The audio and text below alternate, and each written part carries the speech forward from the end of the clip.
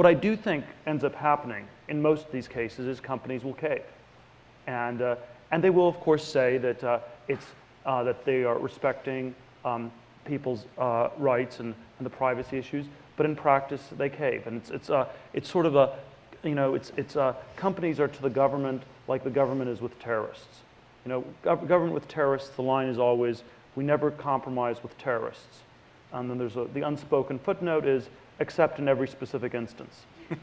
and companies with the government, it's always, we're going to basically stand up for people's rights. And if you look at the various commentary around the WikiLeaks thing, you've got sort of various forms of corporate boilerplate to that effect. When you peel it back, it maybe doesn't mean quite as much.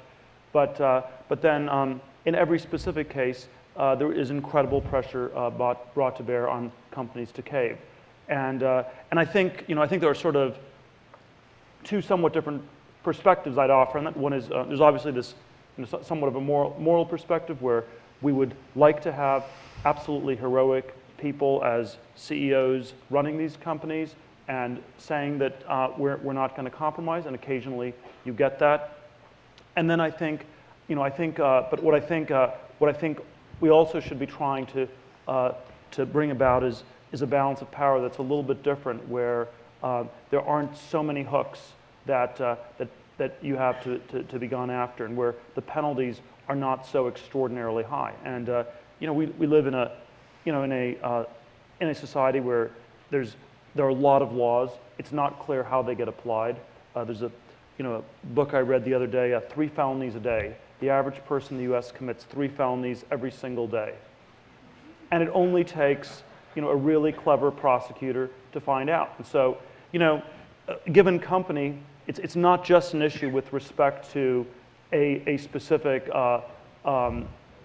giving the government a right to this thing or that thing. It's likely there are all sorts of areas a company, or an individual for that matter, is engaged in that involves a lot of legally gray zones, because we have a lot of super complicated laws in our country, and nobody really knows what the law is and what it isn't. It's incredibly vague, and it can be used in all sorts of arbitrary ways.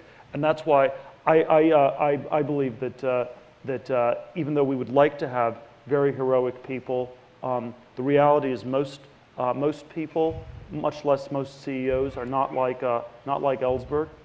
And that's why I think we have to put this in the context of really reducing the power of the state to use violence against individuals and corporations.